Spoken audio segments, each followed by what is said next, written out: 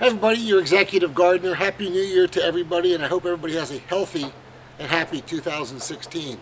So the purpose of this episode is about succession planning.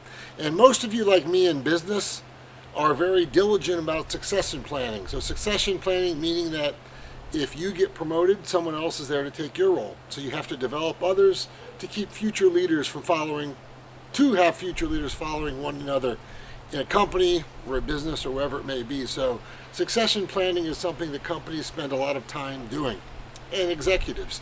The purpose of this episode is to talk about succession planning as it relates to the garden. So if you're like me in your business, you probably do a great job in succession planning, but not so great as it relates to your garden. So in gardening, succession planning is no different than in training employees or leadership. It's successfully having one crop, one after another, throughout the year.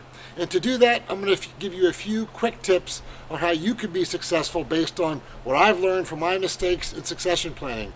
So let's start off. When I started gardening a few years ago, I used to get these seed packets. And let's say you get carrots or you get tomatoes, and all of you know you get like 50 seeds in a packet. So I'll plant them all. And then they all produce at once. And then unless you have a tremendous amount of friends to give them to, you have more than you can ever imagine, and ultimately you probably end up composting those tomatoes or carrots or whatever that goes bad. So a better way to do it, especially if you live in zones 8 through 10 or 7 through 10, where you have longer growing seasons, is to build a succession planning, a planting chart, so you can continually have plants throughout the year. So I'm going to show you 3 examples of how I do it with potatoes, tomatoes, and carrots. But before I do, let me give you my quick tips on what I've learned from succession planning in the garden. So the number one variable to know is when to plant.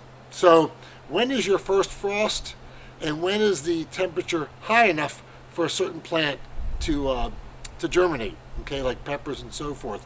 So number one variable in succession planning is knowing when to plant. Second is how long will it take the plants to grow until it produces a harvest, okay? And that's a huge thing to determine. So the mistake I made is that I would buy an early girl tomato that took 60 days, but some heirlooms take 100 days. So ultimately, you need to know how to time that up. So if you're only doing early girl tomatoes and they're going to germinate every 60 days or produce fresh red tomatoes every 60 days, then that's how you should plan out your succession planning, okay? So how long something takes to germinate is the second thing you need to know, the stat you need to know. The third and final on my list that you can learn from is how much space is needed in your garden to do succession planning. So let's take a garden plot. So if most of you in your back garden may have a garden plot, if you have that, you're going to need to know how much space plants like cucumbers, watermelons, cantaloupe take up, because a lot of these plants take up a ton of space, and you're going to need to know when they're done harvesting so you can clear it out and put your next transplant in so you can have a succession planning for those plants. So knowing how much space you need. Now what I've done, and I'm going to show you my episode or my succession planning for the carrots, the tomatoes, and the potatoes, is I will show you what I'm doing it in containers. I actually think container gardening is an easier way to do succession gardening than soil gardening for a variety of reasons. One of them, controlling the nutrients in the soil. So the 3 things again: when to plant for succession planning, 2, how long to harvest based on the variety, and 3, how much space do you have and how much space do you need, okay? Now, the other thing, which is not a fourth thing to know for succession planning, but it's variables you need to know to be successful in the first 3, okay? So number 1 is you need to be able to predict and estimate the amount of fertilizer that you're going to need.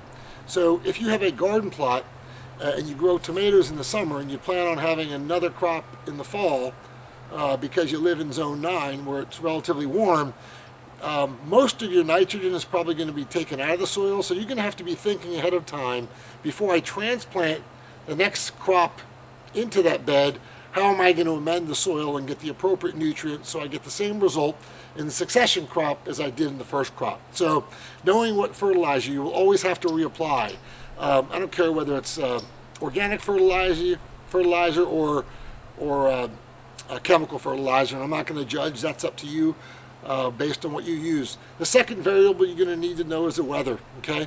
And this kind of goes back to the when you plant. So in Houston, it's 100 degrees, 100% humidity, and we get tons of rain in the summer.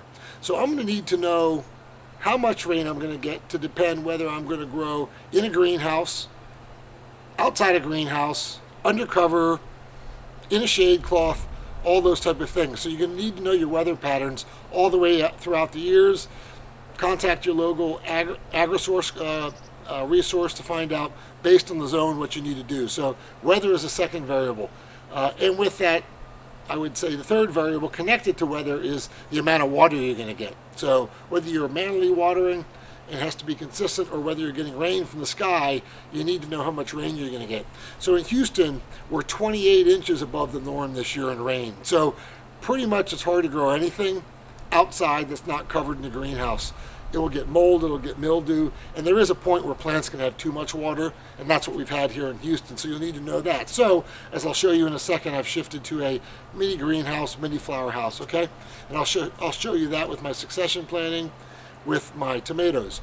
The fourth variable is you need to know the soil conditions. So the soil conditions, especially in container garden, are going to change, okay? The pH may change, the nutrients may change, the micronutrients may change, and they will have to be amended. And then the last variable I will tell you about that you need to understand is pests. So, for example, in Houston, we get a lot of rodents, rats, mice, those type of things in the summer and spring months. We get very little of those in the winter months. So I don't need to worry about rodents or rats getting to my tomatoes in the winter months.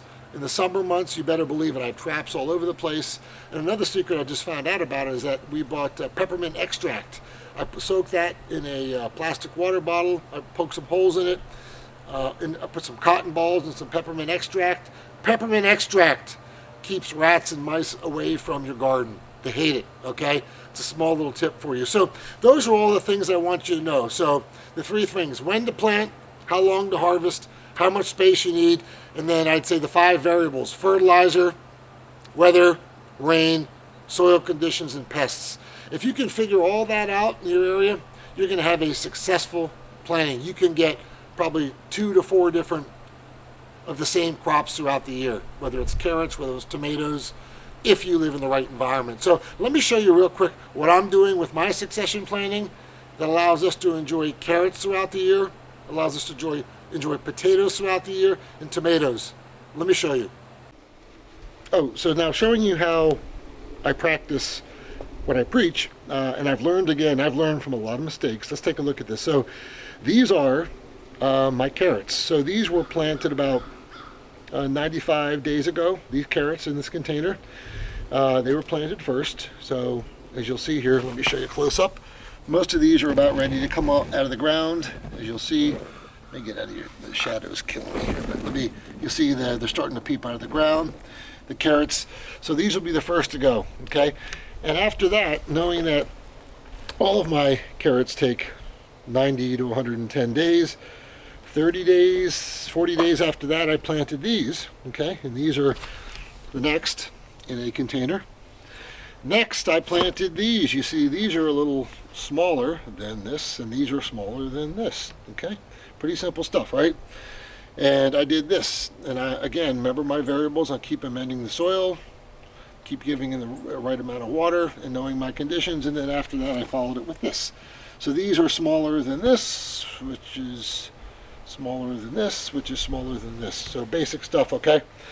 Succession planting, we will have carrots, and in another 30 days I'll probably plant some more carrots. So that's what I'm doing from a carrot harvest. Now let's take a look at potatoes. So I'm growing potatoes, succession planting as well, and these are potato plants. These things were planted about 30 days ago, and you can see they're doing great. They're all at the bottom. There's 4 or 5 of them. I've hilled them appropriately. They're nice and green. I consistently water them. And I think these will harvest in 60 to 75 days. I'll have potatoes. I'll dump them out. So let me cut a second and I'll show you my succession planning for the potatoes that will follow this. So you saw the potato that was planted for 30 some days. These were planted probably 10 days ago. So you'll see these potatoes aren't as big as the other ones, but they're starting to get big. They're about 4 to 5 inches, starting to pop up. There's, I believe, 4, and you'll see there's 4 stems popping up. Okay, so that's my succession planning there.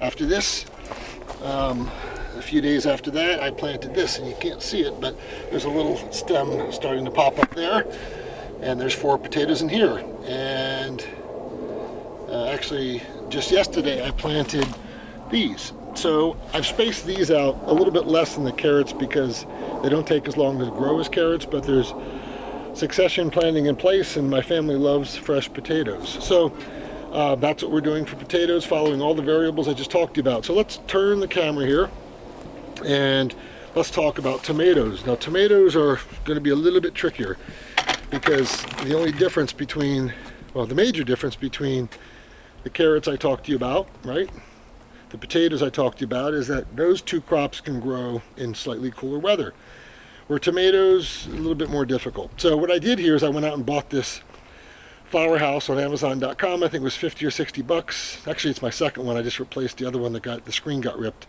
But this is what it takes for succession planning in Texas.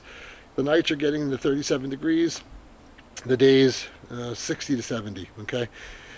Now, with this, I can continue my succession planning in my tomatoes because, let me just open this real quick to show you what I'm doing here. I apologize, I wasn't done before. So these are tomatoes. So inside this house, and you can't feel this, but inside it's about 75 degrees, okay? It gets hit by the sun 7 to 8 hours a day. And you can see the tomatoes here, the green ones, they're actually covered. There's tomatoes all over this plant. And we will soon have fresh tomatoes for all of our salads. But this is what you have to do. Okay, this is another variable: knowing your environment and putting up this hoop house or this greenhouse to allow it to grow. So it's growing very healthy. Now you'll see there that this isn't a pot, a fabric pot. At night here it probably doesn't get below 40 or 50 in the tent. It stays pretty warm because it captures the warmth in the day. And then in the daytime it gets between 70 and 80 inside this tent. And then over there you'll see in the back, I've already started my succession planting. So those are more tomato plants that are seedlings that are starting to come up. I planted those 30 to 35 days after this, okay, maybe 40 days I should say.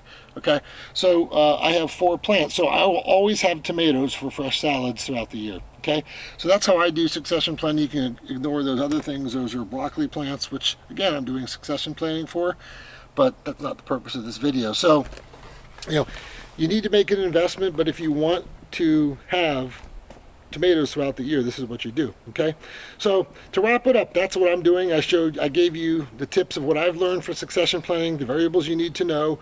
I've shown you 3 examples of how I do succession planning. Again, it does me no good to have 500 tomatoes at once. I only have 4 people in my family, and I don't think I even have enough neighbors and friends to give that many tomatoes to. Okay, I'd rather space it out throughout the year. Just like your business, you always train the next employee to come along to do your job. Same thing here. You always want the next crop to come along, knowing the variables and the things and stats to think about that I gave you earlier in this video. You can successfully create your own garden succession planning. Excuse me, I'm tied up on words. So I hope you've enjoyed this quick video on garden succession planning. If you like it, give me a thumbs up. Also, please send it to some people that you know that want to get into gardening. Gardening is good. Gardening is healthy. Gardening relieves stress for all of us, regardless of what you do, whether you stay at home to raise your children or whether you travel around the world in a plane. It all gets us back to the basics, which is health, which we all need, obviously. So that's it. Happy New Year to everybody again. Hope everybody has a good year, and we'll see you next time. Thanks. Bye.